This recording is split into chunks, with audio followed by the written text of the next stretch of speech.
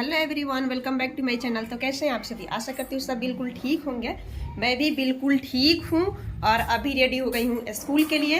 तो चलिए स्कूल चलते हैं और अपना बैग भी पैक कर लिए हैं, यानी खाना वगैरह जो कुछ भी चाहिए।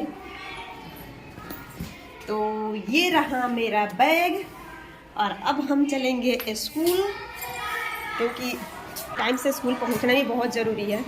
तो चलिए स्कूल चलते हैं। तो अभी हम बिना देर किए पहुंच गए हैं अपने स्कूल में और ये है मेरा स्कूल। ये इतना लंबा है मेरा स्कूल, यहाँ से लेकर वहाँ तक। और ही बाहर रूम है, एक किचन सेट है, इसका शौचालय है, इधर से भी रूम है।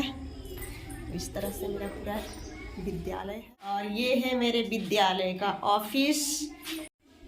और अभी हम अटेंडेंस बनाएंगे और फिर प्रेयर में जाएंगे और उसके बाद क्लास। तो और फिर इसके आगे हम कुछ रिकॉर्ड नहीं कर पाएंगे। अगर मौका मिला तो लंच में हो सकता है थोड़ा बहुत रिकॉर्ड कर ले।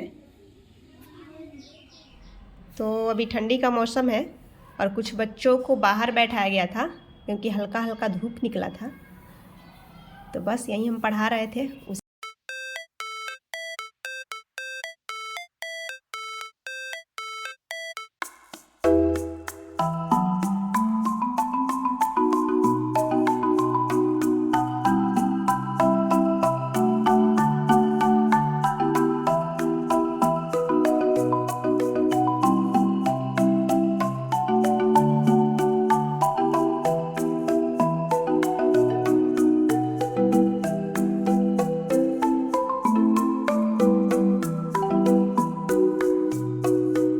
सबको याद है ये?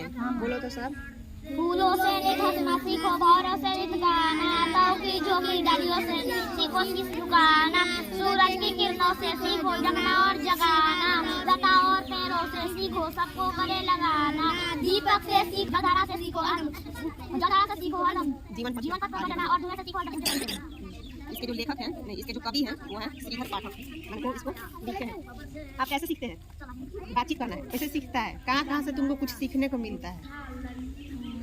स्कूल से और घर के परिवार कुछ बताते उससे, और दोस्तों से भी सीखने को बहुत कुछ मिलता है। जब आप कोई नई बात सीखते हैं तो आपको कैसा लगता है? हमें बहुत अच्छा लगता है। हाँ जी, अच्छा लगता है, खुशी होती है।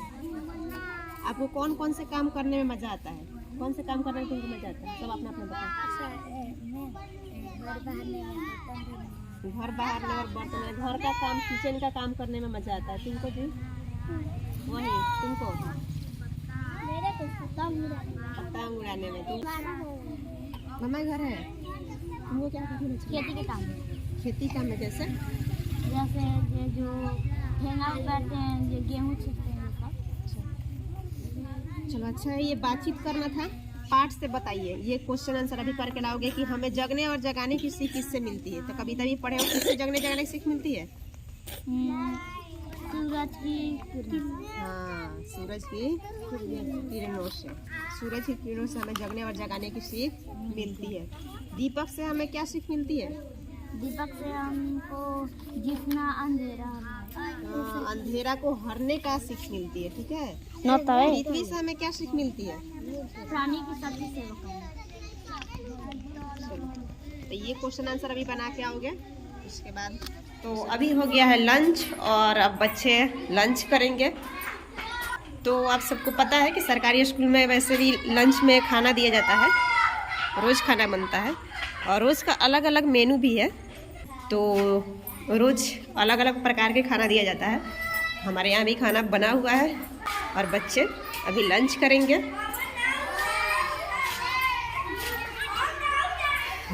तब तक हम भी लंच कर लेते हैं। और आज मेरे हेड मास्टर साहब, यानी मेरे स्कूल के हेड मास्टर साहब नहीं हैं, तो आज का प्रभार मुझे मिला है, यानी कि आज की प्रभारी मैं हूँ। वैसे सर जब भी छुट्टी में रहते हैं तो प्रभार मुझे ही देकर जाते हैं। वैसे मैं नई हूँ लेकिन फिर भी प्रभार मुझे ही देकर जाते हैं। तो चलिए आप लोगों से थोड़ा बात कर लेते हैं, उसके बाद फिर लंच करेंगे। तो चलिए आज बात करते हैं अपने कैरियर के बारे में कि आखिर मैं बनना क्या चाहती थी और बन क्या गई। तो मैं सच बोलूँ ना तो मुझे कभी टीचर बनना ही नहीं था। मैं टीचर बनना नहीं चाहती थी। दूसरे लोगों के जैसे मेरे भी सपने बहुत बड़े बड़े थे और मैं भी एक गांव की लड़की हूँ जहाँ पे ये माना जाता है कि लड़कियों को हम अकेले नहीं भेज सकते हैं बाहर या कहीं भी पढ़ने के लिए। तो ये समस्या मेरे साथ भी थी और मेरे भी पेरेंट्स नहीं चाहते थे कि मैं कहीं जाकर पढ़ाई करूं, क्योंकि इसका रीज़न था वहीं गांव के लोगों का सोच। वैसे पेरेंट्स कहीं ना कहीं सही भी हैं, क्योंकि बहुत सारी लड़कियां जाती हैं और उनके साथ कुछ गलत हो जाता है, तो इसलिए पेरेंट्स थोड़ा सा डरे रहते हैं। पेरेंट्स अपने बेटियों के दुश्मन होते हैं इसलिए नहीं रोकते हैं, वो दुश्मन नहीं होते, वो भी चाहते हैं कि हमारे बच्चे कुछ करें, हमारी बेटियां कुछ करें, लेकिन उनके साथ भी कुछ मजबूरियां होती है जिसके वजह से वो नहीं चाहते हैं कि हमारी बेटी घर से कहीं बाहर जाकर और पढ़ाई करें, क्योंकि समाज में ऐसे कुछ गलत चीज़ें होती है जिसको देखकर सबके पेरेंट्स डरे रहते हैं। तो हमारे साथ भी यही हुआ। घर पे रहकर बड़े बड़े सपने देखना तो आसान है, लेकिन उन सपनों को पूरा करना थोड़ा मुश्किल है। नामुमकिन नहीं है, मुश्किल है। तो मैं बस ऐसे ही घर पे थी और तैयारी कर रही थी अपना ऐसे जनरल कंपटीशन का। वैसे मेरे सपने तो बहुत बड़े थे, लेकिन मुझे लगा कि मैं घर से बाहर नहीं जा पाऊंगी और शायद मेरे सपने पूरे नहीं हो पाएंगे। तो फिर मैं जनरल कंपटीशन छोटा मोटा जॉब हो जाए, तो फिर मैं घर पे रह के ही तैयारी करने लगी। और जो भी उस दौरान जनरल कंपटीशन के फॉर्म आते थे मैं उसे फिल करती थी और एग्ज़ाम्स देती थी। तो सारे एग्ज़ाम्स मुझसे क्लियर नहीं हो पाता था, लेकिन बहुत सारे ऐसे एग्ज़ाम्स थे जिसको हम क्लियर किए हैं। तो मेरा जो सबसे पहला एग्ज़ाम क्लियर हुआ था वो था आरपीएफ का रिटन एग्ज़ाम। सबसे पहले हम आरपीएफ कांस्टेबल का रिटन एग्ज़ाम क्लियर किए थे, तो बहुत खुशी हुई थी कि अरे हम तो एग्ज़ाम क्लियर कर लिए। तो बहुत खुशी हुई थी, बहुत खुश थे। लेकिन मेरे पापा नहीं चाहते थे कि मैं डिफेंस में जाऊं और वो भी कांस्टेबल के पोस्ट पे। तो मेरे पापा बिल्कुल ही मना कर दिए कि नहीं, ये नहीं करना है, क्योंकि वो नहीं चाहते थे कि मैं कांस्टेबल बन के कहीं स्टेशन पे काम करूं। तो इसलिए वो मना कर दिए। फिर मैं तैयारी में लग गई और फिर वो मना कर दिए, लेकिन फिर भी मेरे जिद पे वो मुझे कलकत्ता लेकर गए। आसनसोल में मेरा फिजिकल था, वहाँ लेकर गए और हम फिजिकल भी कंप्लीट कर लिए। लेकिन मेरे पापा बोले कि नहीं बेटा, आगे पढ़ो और कुछ अच्छा करो। फिर उसके बाद सीटेट था, उसके 1 मंथ के बाद ही सीटेट था मेरा।